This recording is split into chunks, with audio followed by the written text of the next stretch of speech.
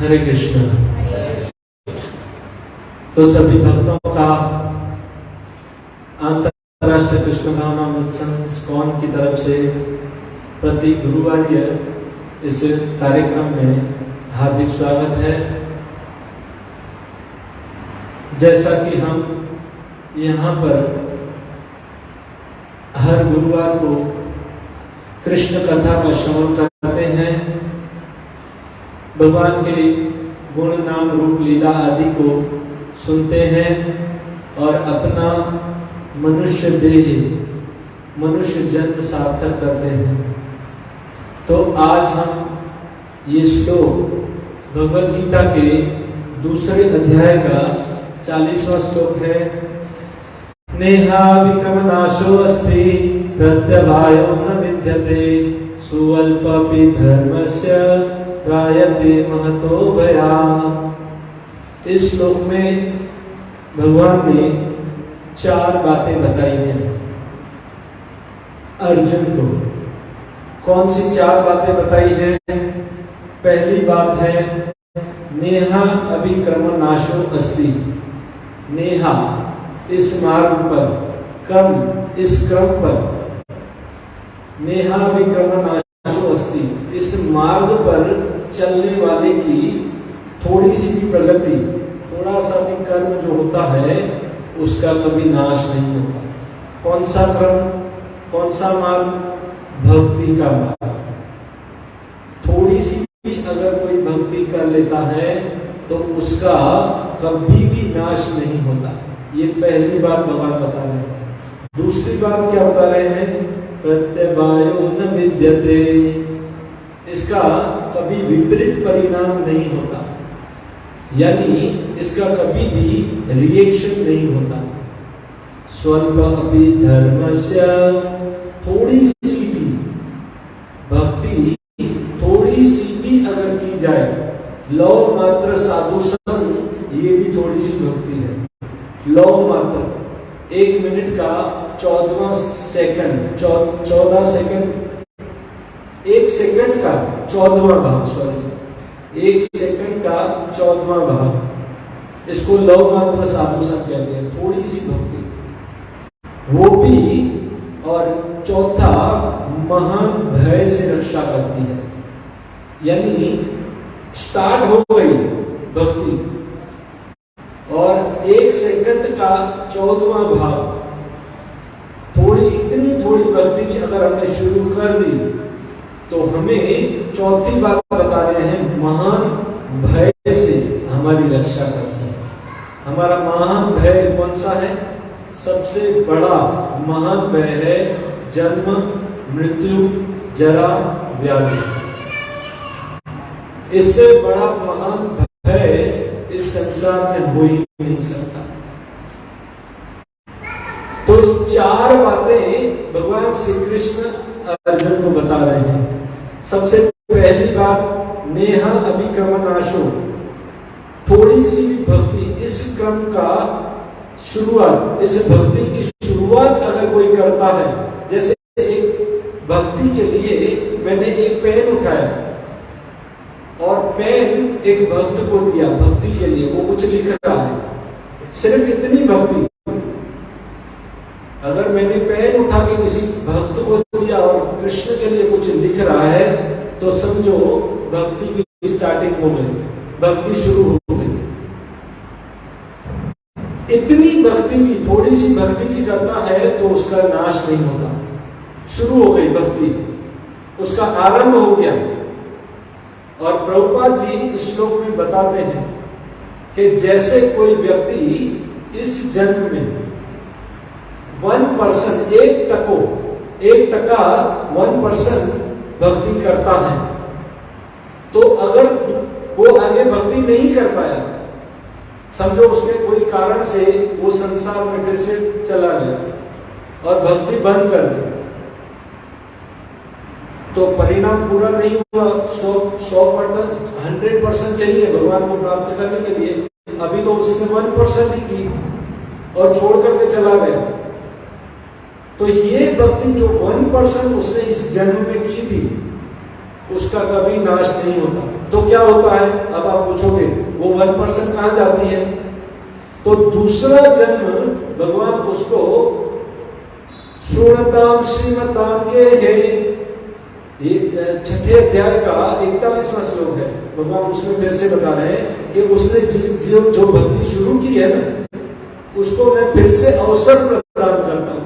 दूसरा जन्म मनुष्य का ही मिलता है और फिर वो 2% से अपनी भक्ति शुरू करता है। यानी देखिए, इस जन्म में उसने एक माला की, 16 माला करनी है, पर उसने एक माला की शुरुआत। अगर दूसरा जन्म उसे मिला, समझो भगवान को प्राप्त नहीं हुआ, तो दूसरा जन्म मिला, दूसरा जन्म उसे पहले तो एक माला शुरू की थी, तो दूसरा जन्म उसे पशु योनि में नहीं जाना पड़ेगा, महान भय से बचाना।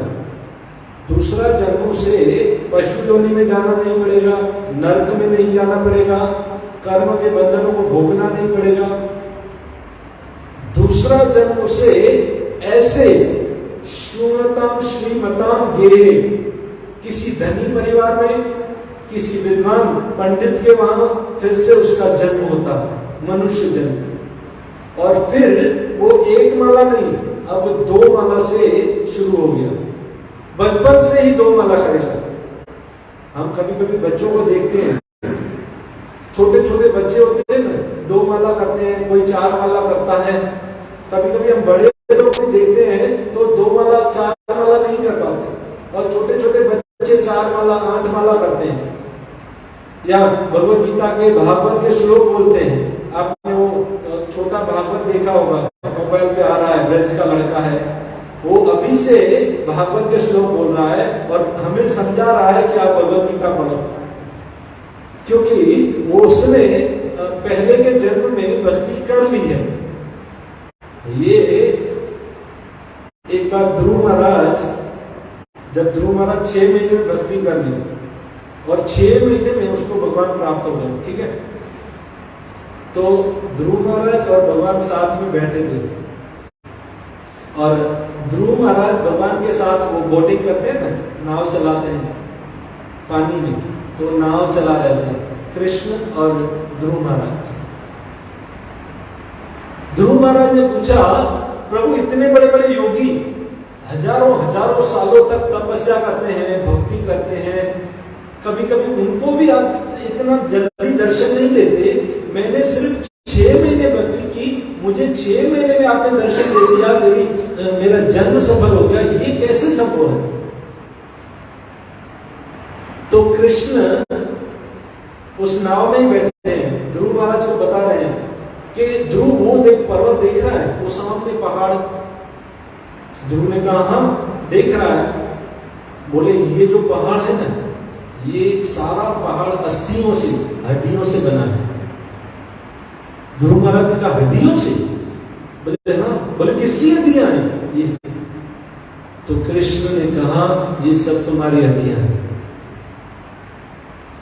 इतने सारे जन्म तुमने भक्ति की थी और ये पहाड़ बन गया है तेरी हड्डियों का, और केवल तेरी 6 महीना यानी 99% तुमने भक्ति कर ली थी, सिर्फ 1% बाकी था, एक 1%। इसलिए 6 महीना तुम्हें और भक्ति करनी थी। तुमने 6 महीना भक्ति कर ली, तुम्हारा कार्य पूर्ण हो गया, मैं तुझे मिल गया।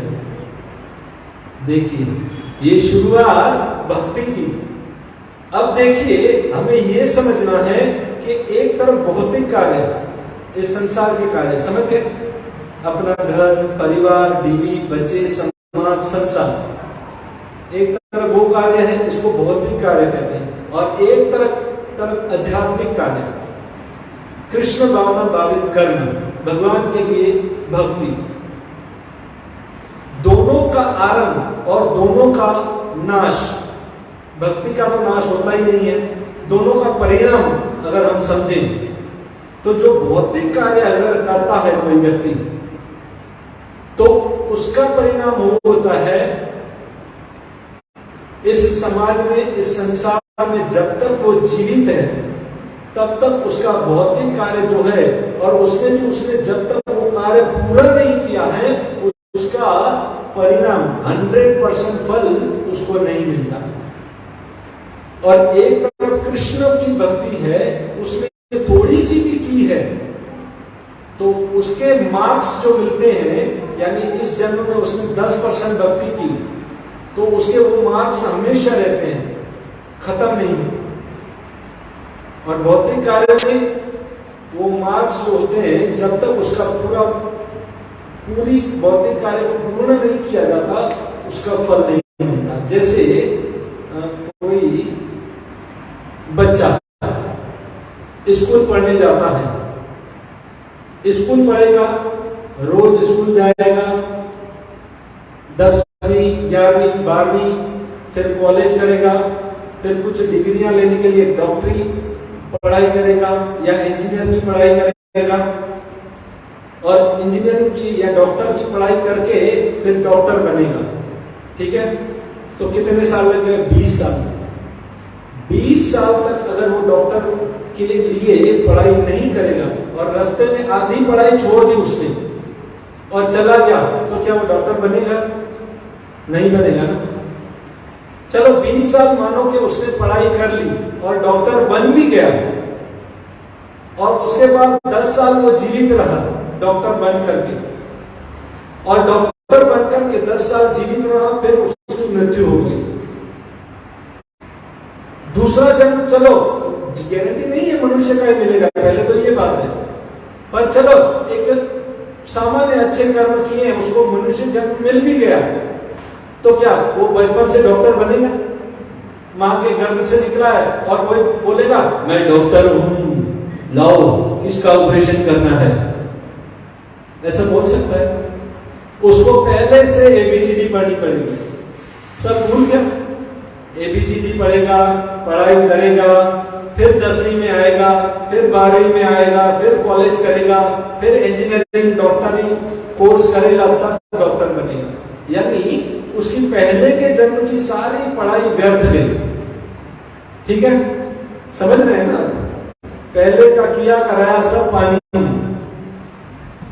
या इसको दूसरी प्रकार से समझें कि भौतिक समाज में किया हुआ कोई भी कार्य जब तक पूर्ण नहीं होता तब तक उसकी सफलता नहीं मिलती। जैसे हमने बिल्डिंग बनाई, बिल्डिंग बनाना शुरू कर दिया और आधे में हमारे पैसे खत्म हो गए, तो पूरी बिल्डिंग बन नहीं पाई, हम उसमें रह नहीं पाएंगे। जब तक फिर से हमारे पास पैसे आएंगे नहीं, काम होगा नहीं, फिर 10 साल 20 साल लगे, तब तक हम जीवित हैं या नहीं, हम उस मकान में जा पाएंगे या नहीं, कोई गारंटी नहीं। ये भौतिक कार्य है, उसका परिणाम भी पूर्ण नहीं है, और पूर्ण होगा तब तक उसका फल, उसका भोग नहीं कर पाएंगे। परंतु आध्यात्मिक कार्य, अब कृष्ण भक्ति में जाएं। कृष्ण भक्ति में किया गया थोड़ा सा भी कार्य, वो अगर आधा भी किया जाए, कुछ थोड़ा भी किया जाए, सुअल्प थोड़ा सा, थोड़े से थोड़ा भी किया जाए, तो वो कभी नाश नहीं होता। अब इसके उदाहरण सुने तो बहुत सारे हैं। जैसे एक मुसाफिर है, मुसाफिर पूरी रात यात्रा करता है और यात्रा करते करते उसने 20 किलोमीटर की यात्रा कर ली और रात हो गई, रात को वहीं सो गया, और फिर सुबह उठेगा और फिर से अपनी यात्रा शुरू करेगा। पर क्योंकि उसने 20 किलोमीटर की यात्रा कल के दिन कर ली थी, तो आज से उसकी यात्रा होगी 21वें किलोमीटर से। ठीक है, समझ में है ना? ये 21वें किलोमीटर से उसकी यात्रा होगी, क्योंकि 20 किलोमीटर उसने पूरी कर दी। या तो जैसे भक्ति को अगर समझें तो मानो हमारे पास 5 लाख रुपए हैं और हमें मकान बनाना है, बिल्डिंग बनानी है 3 या 4 मंजिल की, और हमने मकान बनाने का कार्यक्रम आरंभ किया और फर्स्ट फ्लोर, एक फ्लोर बन गया, स्लैब बना दिया, पर 5 लाख रुपए हमारे खत्म हो गए। अब हमें 5 लाख रुपए की और जरूरत है तो मकान पूरा हो। तो 3 साल तक हमें 5 लाख आएंगे, उसका इंतजार करना है। हमारा बिजनेस चलेगा, कमाई होगी तब। और फिर 3 साल के बाद मानो 5 लाख रुपए हमारे पास आ गए, तो अब हम क्या पहले से बिल्डिंग बनाएंगे? आधी बना ली है ना, वहीं से शुरू करेंगे ना काम। आधा एक पहला मंजिल बन गया है, दूसरा तीसरा मंजिल बनाएंगे। तो वैसे भक्ति जो है वो इस जन्म में अगर हमने थोड़ी सी कर ली है, कभी कभी तो थोड़ी सी भक्ति का भी फल, जैसे इस जन्म में हमने 10% की है पर रिजल्ट उसका 100% मिलता है। भक्ति ऐसी है, भगवान की कृपा हो जाए। अब देखिए इसमें प्रभुपाद जी अजामिल का उदाहरण दे रहे हैं। अब अजामिल भक्ति करता था? नहीं करता था। अपने पुत्र का नाम नारायण रखा था, साधु संत, लो मात्र साधु संत। ठीक है, साधु आ गए, मेरे बेटे का नाम नारायण रख दिया, चलो मैं नारायण नारायण पुकारूंगा। उसके मन में ये भाव नहीं था कि मैं भक्ति कर रहा हूं, नारायण नारायण बोल रहा हूं। पर जब वो अपने पुत्र को नारायण नारायण बोलता था तो भगवान सुनते थे, ये मेरा मुझे पुकार रहा है, मेरा नाम ले रहा है। तो भगवान क्या करते थे? उसके पापों को हरण कर लेते थे। जब भी वो अपने बेटे को बुलाता था, नारायण नारायण इधर आओ, नारायण खाया, नारायण पिया, नारायण सोना है। अब वो तो भाव था ही नहीं कि मुझे भजन करना है, भक्ति करनी है। या पाप कर्म कर रहा था तो वो भी ये भी नहीं सोचता था मुझे इसका पाप लग रहा है। या नारायण नारायण कर रहा था तो ऐसे भी नहीं सोच रहा था कि मैं महान भक्ति कर रहा हूं और मुझे भगवान के धाम जाना है, ये भी नहीं सोच रहा था। पर जब वो नारायण नारायण नारायण पुकारता था तो भगवान उसके अकाउंट में उस नारायण नारायण नारायण का पद डालते रहते। परंतु क्योंकि एक बार भी अगर कोई नारायण बोलता है तो उसके सारे पाप कर्म नष्ट हो जाते हैं। ठीक है, तो एक बार उसने जब नारायण लिया, पहली बार अपने पुत्र को बुलाया, तभी उसके सारे पाप नष्ट हो गए। तो आगे जब वो नारायण नारायण नारायण नारायण बुलाता था तो उसके अकाउंट में कृष्ण प्रेम भक्ति जमा हो रही थी, कृष्ण का प्रेम जमा हो रहा था उसके अकाउंट में। और इसलिए उसके अंत में उसको याद आया, जो अपने पुत्र को ही पुकार रहा था नारायण, तो उसको परिणाम जो है वो 100% इसी जन्म में मिल गया। यानी थोड़ी सी भी हमने अगर शुरुआत कर दी, क्योंकि आज हम बच्चों का नाम क्या रखते हैं? चिंटू, मिंटू, मोनू, सोनू, या कुत्ते के नाम होते हैं ना, वो भी रखते हैं। तो ये नाम न रख करके भगवान के नाम रखने चाहिए। कई हमारे जो बुजुर्ग समझदार होते हैं वो हमारे परिवार में, हमारे सिंधी समाज में कई रखते हैं भगवान के नाम, मोहनलाल, गोविंदराम, बलराम, मनोहर, मोहन। ये मेरे ससुर जी के नाम थे सारे 5। तो ये नाम रखते हैं जो संस्कारी परिवार होता है। उस संस्कारी परिवार में बच्चों के नाम ऐसे ही रखे जाते हैं, ठीक, चिंटू, मिंटू, मोनू, सोनू, मोनू नहीं। तो उसका परिणाम ये होता है कि उन्होंने जितनी बार उस गोविंद का, बलराम का, कृष्ण का, नारायण का नाम लिया है, उनके अकाउंट में जमा होता है और उनकी भक्ति की शुरुआत हो गई। या हम भागवत में देखें तो भागवत में कौन कौन से उदाहरण हैं जिन्होंने थोड़ी भक्ति की और उनको रिजल्ट मिला। भले कुछ समय तक उनको शरीर धारण करना पड़ा, फिर से उनकी जो रही हुई भक्ति थी उनकी प्रारंभ हुई। उसके उदाहरण है, एक तो नारद मुनि, उसके 3 जन्मों की कथा व्यासदेव को बता रहे हैं 6ठे अध्याय में, प्रथम स्कंद 6ठा अध्याय, कि मैं पहले उपवर्ण नाम का गंधर्व था। गंधर्व जो ऑर्केस्ट्रा बजाते हैं, गीत गाते हैं, सुंदर था, ब्यूटीफुल था। जैसे शादी में या पार्टियों में हम कभी बुलाते हैं तो कभी भजन गाते हैं, कभी फिल्म का गीत गाते हैं, या बर्थडे होता है पार्टी करते हैं तो पार्टी बुलाते हैं। तो गंधर्व था, गायक था।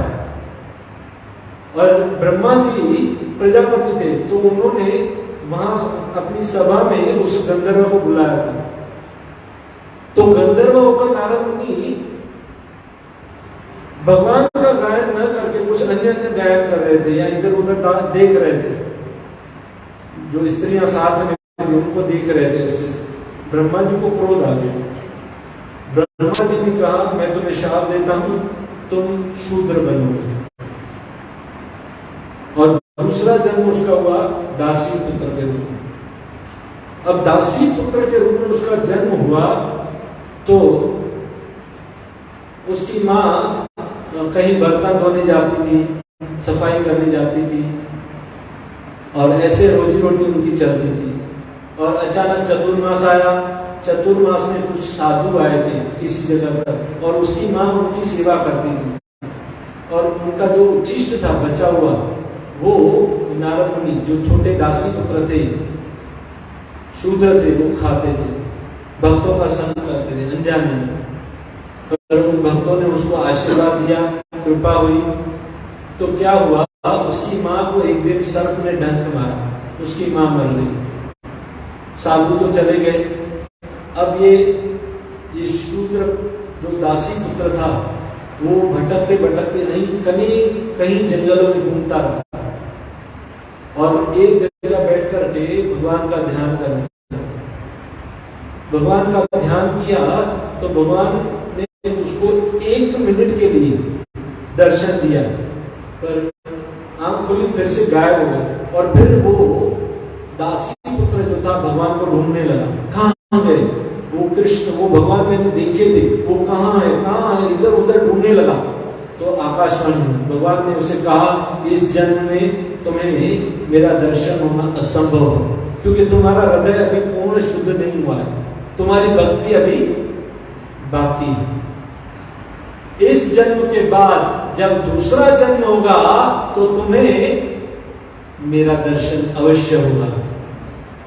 और फिर क्या हुआ, उस जन्म जब वो नारद मुनि का दासी पुत्र था, मृत्यु हुई तो पूरे संसार में प्रलय हो गई, ब्रह्मा जी की रात हो, यानी हजारों सालों तक वो सब चले गए ब्रह्मा जी के अंतर्गत।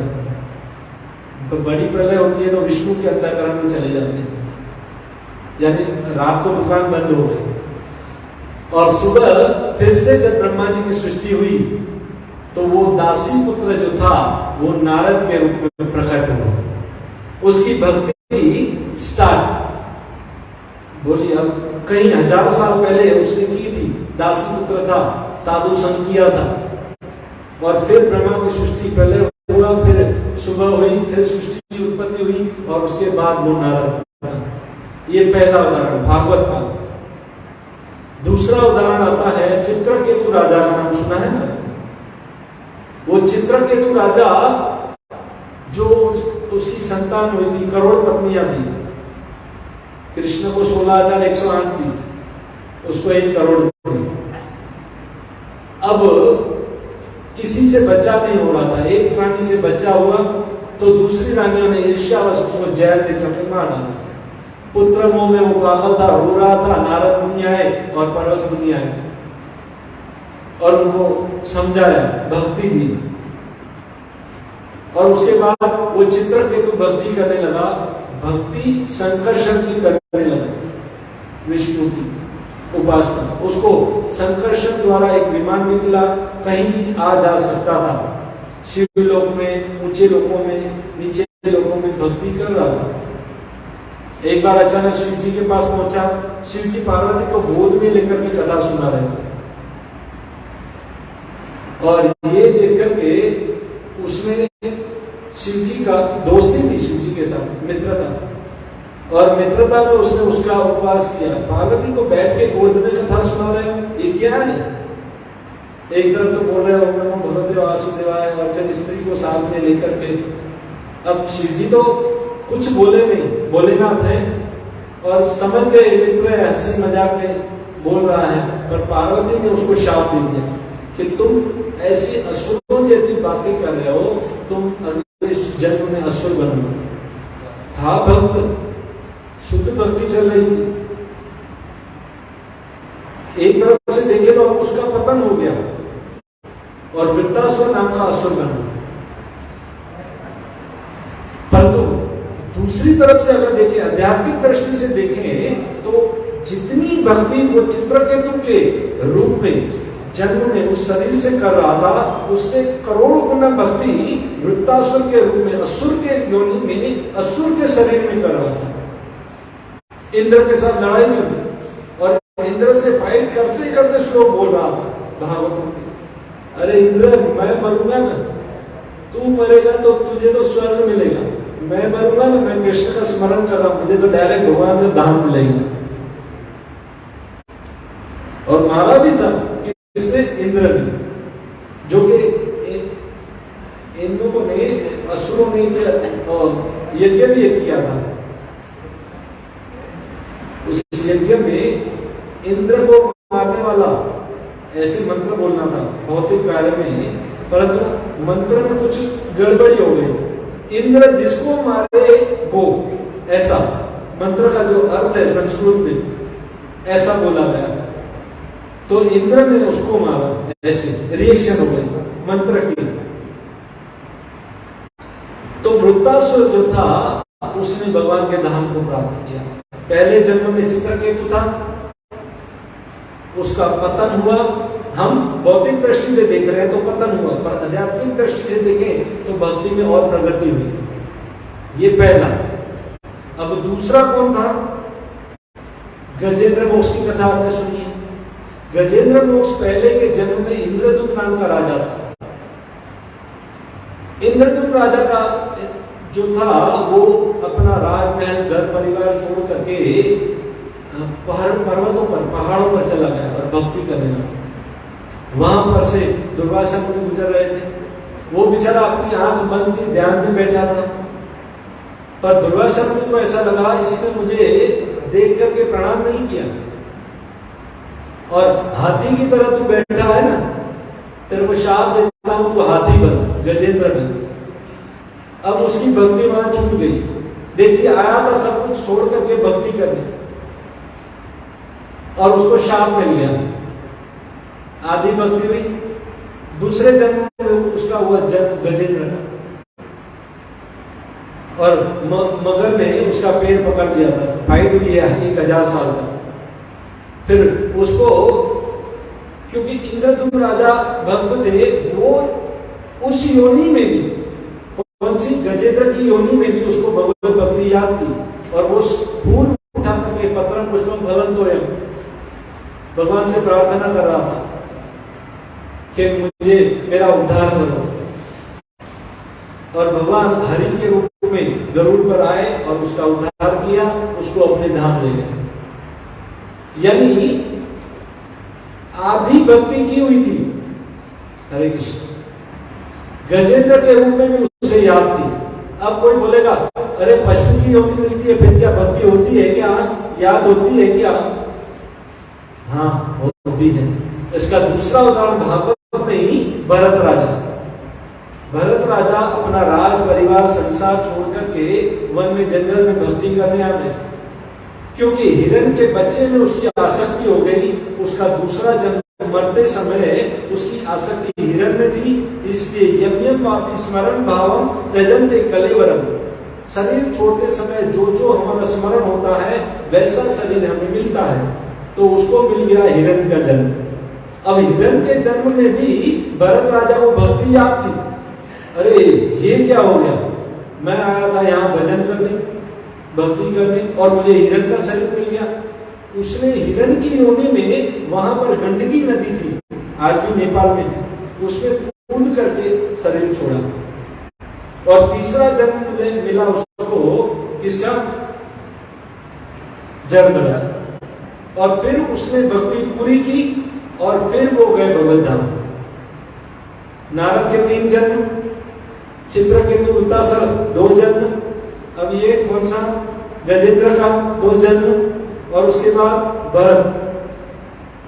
देखा जाए तो उसका, हम समझते हैं भौतिक हिसाब से कि उसका पतन हो गया, हिरण की योनि मिल गई, पर हिरण की योनि में भी उसे भक्ति याद थी, और उसको आगे चल करके जड़ भरत और फिर भगवान का धाम। ऐसे कोई भी किसी भी अवस्था में भक्ति कर सकता है। भक्ति अगर शुरू कर दी आपने और उसके बाद पशु की योनि भी मिल गई, तो आपने उस जन्म में 10% भक्ति की थी, अब हिरण की योनि मिल गई या गजेंद्र जैसे हाथी की योनि मिल गई, पर आपकी वो 10% भक्ति भगवान के अकाउंट में जमा ही रहती है। अब देखिए किन किन लोगों ने कैसे कैसे किस किस भाव में भक्ति की, उनका पतन नहीं हुआ, उन्होंने भगवान को प्राप्त किया। हाथी की योनि में गजेंद्र ने भक्ति की, हिरण की योनि में भरत राजा ने भक्ति की, और वानर की योनि में हनुमान ने भक्ति की, बालू की योनि में जामवंत ने भक्ति की, पक्षी की योनि में गरुड़, काकुशली, जटायु, इन्होंने भक्ति की। देखिए है ना, हो रहा है भक्ति। और भी कई उदाहरण आएंगे जिन्होंने मनुष्य शरीर में ही नहीं, उन्होंने अगले जन्म में जो भी शरीर मिला उनमें भक्ति की। ईर्ष्यावश गोपियों ने, कामवश गोपियों ने भक्ति की, कृष्ण से प्रेम करती थी, कामवश, काम भावना थी प्रेम, मन में प्रेम हुआ, भक्ति की, भगवान मिले। भयवश कंस ने भक्ति की, हर समय भय रहता था कि विष्णु विष्णु विष्णु आ जाएंगे, मुझे मारेंगे। भयवश भक्ति की, भगवान प्राप्त हुआ। ईर्ष्यावश, ईर्ष्यावश शिशुपाल ने भक्ति की, इतनी ईर्ष्या करता था, अभी तो छोटा बच्चा था, अभी तो तोतली बोलता था, बोलने भी नहीं आता था, मैं कितने को मार डालूंगा, कितना को मार डालूंगा, मैं कृष्ण को मारूंगा, मैं ऐसा करूंगा, कृष्ण ऐसे है, कृष्ण ऐसे। इतनी भयंकर अंदर द्वेष और ईर्ष्या थी कृष्ण के प्रति। ये नारद बोल रहे हैं युधिष्ठिर के दरबार में, अरे युधिष्ठिर तुम्हें क्या बताऊं, हम प्रेम से भी इतनी भक्ति अच्छी तरह नहीं कर पाते जितनी अच्छी भक्ति ईर्ष्यावश शिशुपाल ने की थी। ईर्ष्या से खाली, द्वेषवश। स्नेह संबंधियों के रूप में पांडव और राजा ने भक्ति की, संबंधियों के रूप में यादव ने भक्ति की, हम जैसों ने, नारद बोल रहे हैं युधिष्ठिर को, हम जैसों ने भक्त के रूप में भक्ति से, प्रेम भाव से भक्ति की। किसी भी अवस्था में, कोई भी अवस्था में, ऐसा नहीं है व्यक्ति बड़ा होगा, बूढ़ा होगा फिर भक्ति करेगा। मां के गर्भ में ध्रुव महाराज ने, परीक्षित ने, सुखदेव गोस्वामी ने, प्रहलाद महाराज ने भक्ति की मां के गर्भ में। 5 साल की आयु में ध्रुव महाराज ने भक्ति की, जवानी में अम्बरीश राजा ने भक्ति की, बुढ़ापे में धृतराष्ट्र ने भक्ति की, मरते समय अजामिल ने भक्ति की, मरने के बाद नर्क और स्वर्ग में विचित्र वीर्य और चित्रांग ने भक्ति की। अब आप सोचोगे कि नर्क में भक्ति होती है क्या,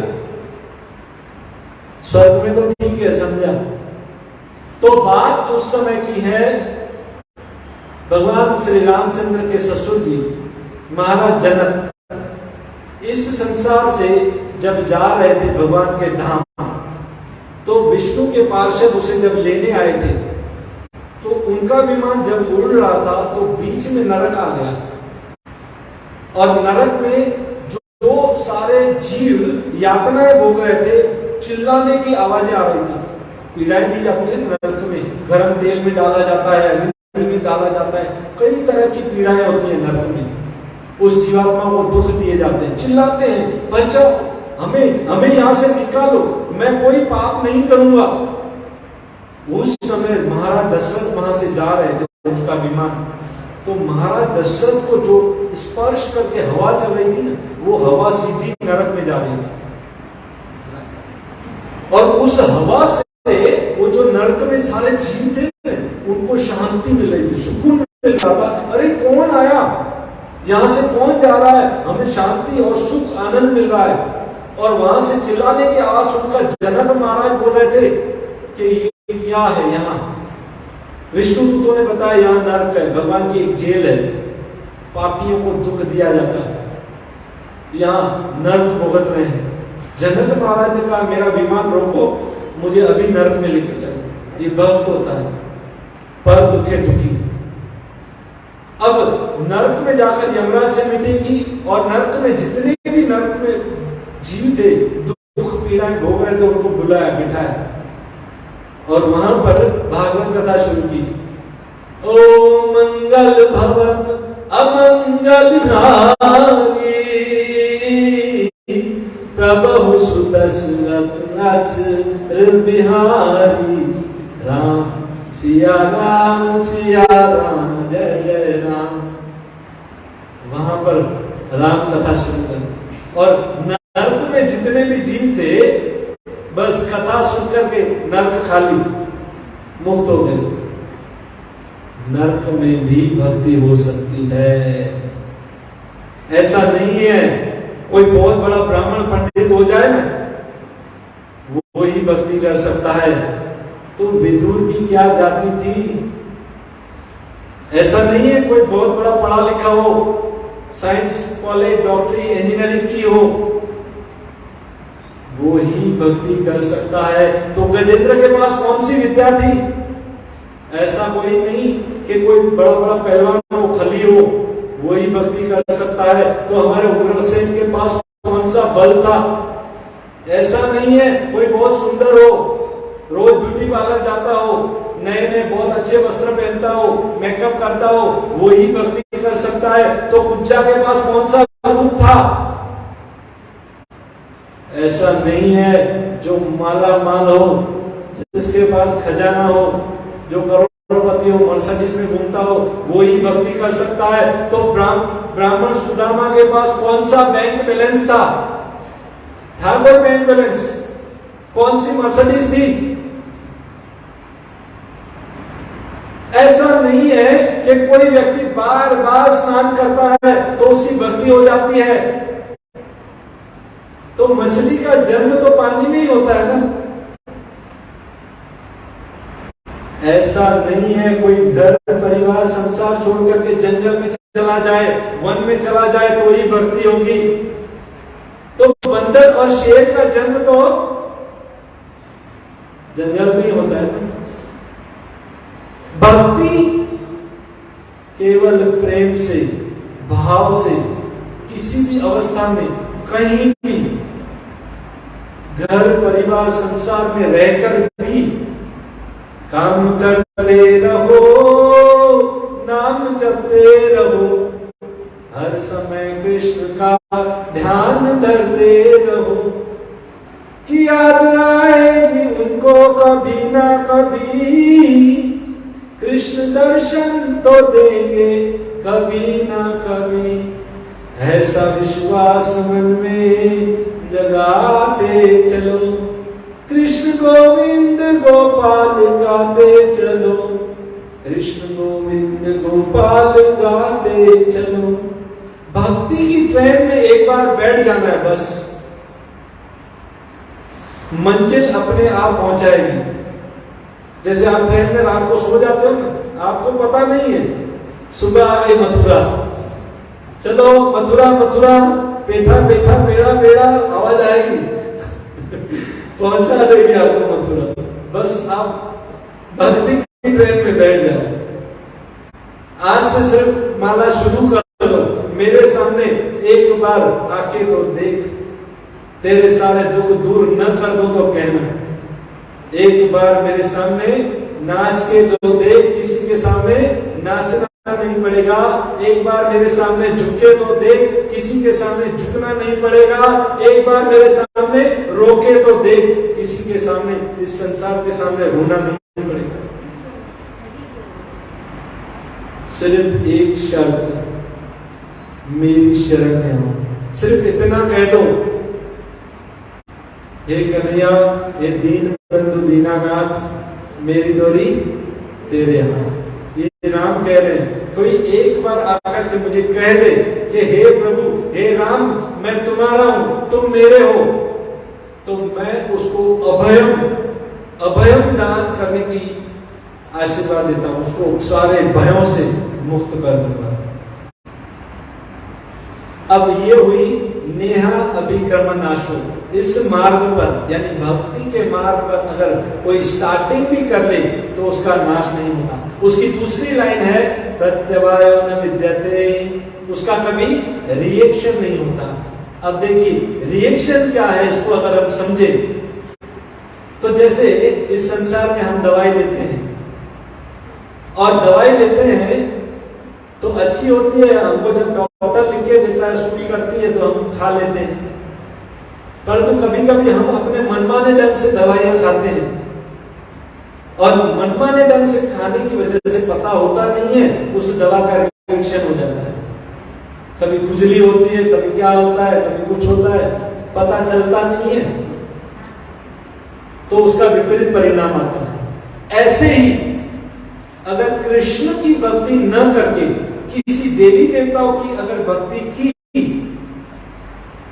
तो उसमें कृष्ण के मंत्र को छोड़ करके अन्य अन्य मंत्र बोले तो उसमें रिएक्शन आ सकता है। ये कृष्ण बता रहे हैं कि कृष्ण मेरी भक्ति में कोई रिएक्शन नहीं है, आयुर्वेदिक दवाई है मेरी, कोई साइड इफेक्ट नहीं है, परंतु देवताओं की भक्ति करेगा या अन्य किसी की शरण में जाएगा या अन्य मंत्र बोलेगा, अन्य उल्टे मंत्र बोलेगा तो उसका रिएक्शन है। जैसे वृत्तासुर को इंद्र को मारे, उसके बदले इंद्र जिसको मारे, ऐसा रिएक्शन हो गया, उल्टा मंत्र बोल दिया तो उल्टा परिणाम हुआ। अब उल्टी भक्ति, उल्टा परिणाम ऐसे होता है देवताओं की भक्ति। अब ब्रजवासी थे, कई साल तक इंद्र की पूजा करते थे। अब कृष्ण ने बोला इस साल तुम गोवर्धन की पूजा करो। ब्रजवासियों ने कृष्ण की बात मान ली और गोवर्धन की पूजा की। परिणाम क्या हुआ, जिस इंद्र की सालों से वो पूजा करते थे वो इंद्र अब नाराज हो गए। देवताओं की भक्ति देखिए, देवता है ना वो कर्म देखते हैं, देवता की भक्ति और कृष्ण भक्ति में क्या अंतर है? देवता कर्म देखते हैं, कृष्ण भाव देखते हैं। कृष्ण कर्म नहीं देखते, कृष्ण भाव देखते हैं। अब वही ब्रजवासी जो सालों से इंद्र की पूजा कर रहे थे, यज्ञ कर रहे थे, उन्होंने इस बार गोवर्धन की पूजा की, रिएक्शन आ गया। देवताओं की भक्ति में रिएक्शन आ सकता है। उसी इंद्र ने सामंत तक बारिश की, सामंत तक जैसे एक खंभा होता है, इतने बारिश की बूंदे होती हैं और ऐसी बारिश की पूरा बोले पूरे ब्रजवासियों को डुबा दूंगा, आज बता दूंगा इनको कि इंद्र कौन है। पर क्योंकि ब्रजवासी तो कृष्ण की शरण में थे, राखे कृष्ण तो मारे कौन, मारे कृष्ण तो राखे कौन। अब इंद्र की चलने वाली नहीं थी वहां पर, परंतु कहने का तात्पर्य यह है कि वही देवता जिसकी भक्ति करते थे वो क्रोधित हो गए। ये मंत्र उल्टे हो जाते हैं। कभी हम अनेक भगवान के मंत्र को छोड़ करके अनेक मंत्र, वो एक बेचारा पढ़ा लिखा नहीं था, बीवी से बहुत प्रेम करता था, वो बीवी के लिए भगवान के पास माता के मंदिर में जाता था और माता को बोल रहा था कि मेरी बीवी की, मेरी पत्नी की रक्षा करना, मैं बहुत प्रेम करता हूं उससे। तो मंत्र जो था, मंत्र बोलना था, भार्या बैरी रक्षति, हे माता, हे भार्या, मेरी भार्या की, मेरी बीवी की रक्षा करना। तो रक्षति वो बोल नहीं पाता था, संस्कृत में बक्षति बोल देता था। भार्या बैरी बक्षति। अब एक बीवी गई, बोला भगवान मैं मेरी बीवी से इतना प्रेम करता था, माता के मंदिर में, माता आपने मेरी बीवी, चलो दूसरी शादी कर ली। फिर से गया और फिर से वही मंत्र बोलने लगा। दूसरी बीवी गई, तीसरी गई, बोले क्या है? किसी ने पूछा, बोले तू उल्टा मंत्र बोल रहा है, बारह बैरवी बक्षती, तेरे को रक्षती बोलना। अच्छा ऐसा क्या? इतने में तो 2-3 चली गई। अभी मैं सीधा बोलूंगा। ये देखिए देवताओं की भक्ति में देवता कर्म देखते हैं। अब पूतना देखिए, भगवान भाव देखते हैं।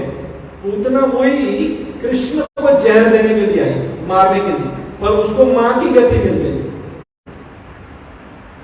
क्योंकि कृष्ण ने उसका कर्म नहीं देखा, कृष्ण ने उसके भाव को देखा। मेरे पास आई है ना, किसी अन्य के पास नहीं गई है ना, कुछ देने आई है ना मुझे, भले जहर कुछ देने आई है ना, मुझे देने आई है ना, प्रेम से मां की तरह मुझे पिला रही है ना दूध, जहर भले लगा दिया हो पर मुझे स्तनपान करा रही है, मैं उसे मां की गति प्रदान करूंगा,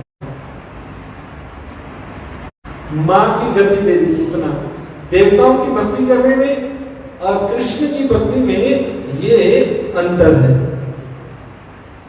एक व्यक्ति तो कृष्ण की भक्ति कर रहा था, अब सोचा इतने लंबे टाइम से कृष्ण की भक्ति कर रहा हूं, कुछ काम आ नहीं रहे, कृष्ण की भक्ति छोड़ देता हूं और माता की भक्ति शुरू कर देता हूं। और कृष्ण का विग्रह था बंसी बजाते हुए, साइड में रख दिया और नया माता का मूर्ति लेके आया माता की, और वहां अगरबत्ती और पूजा करा दिया। तो देखा वो जब अगरबत्ती घुमा रहा था ना, तो उसका जो सुगंध धुआं था ना वो कृष्ण की तरफ जा रहा है। बोले ये क्या, ये कृष्ण को इसका फायदा मिल जाए। उसने क्या किया, एक कॉटन उठाई और कॉटन उठाकर वो कृष्ण का विग्रह था ना उसके नाक में डाल दी, इसको सुगंध लग जाए। और कृष्ण ने उसका हाथ पकड़ लिया, तेरे बाप का क्या जाता है। तो उसने बोला अभी तक तो मैं तेरी भक्ति कर रहा था, अभी तक तो तू सुन नहीं रहा था, अभी सुगंध करे नाक बंद कर दिया तो तकलीफ हुई।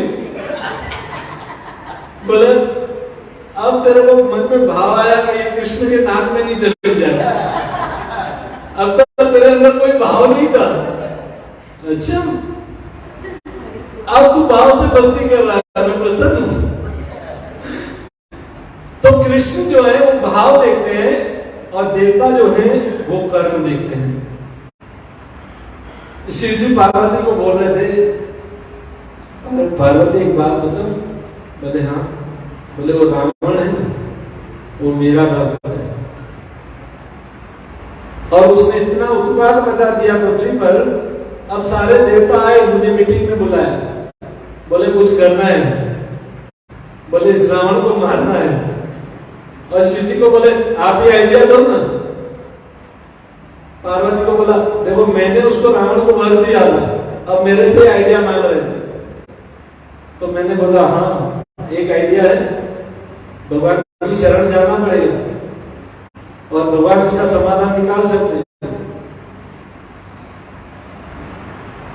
पार्वती वो सब आइडिया मेरे ही थे और उन्होंने राम की शरण ली, राम आए और रावण को वध किया, मेरा ही भक्त था। अब देखिए देवी देवता जो है ना, देवी देवताओं के भक्त जो होते हैं ना, उनकी रक्षा वो देवता नहीं कर सकते अगर भगवान उन्हें मारना चाहे तो।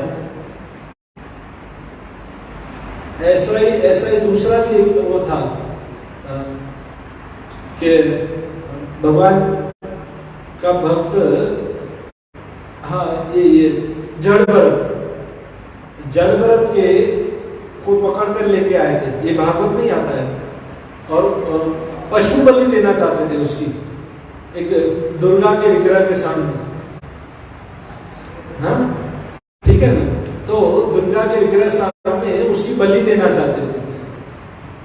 अब जब वो समय आया उसको पकड़ करके उसकी हत्या करने वाले थे ना, तो दुर्गा अभी तक प्रकट नहीं हुई थी, उस विग्रह को फाड़ करके उससे दुर्गा प्रकट हुई।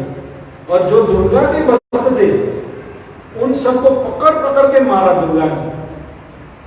क्यों? बोले तुम वैष्णव को मार रहे हो, कृष्ण के भक्त को मार रहे हो।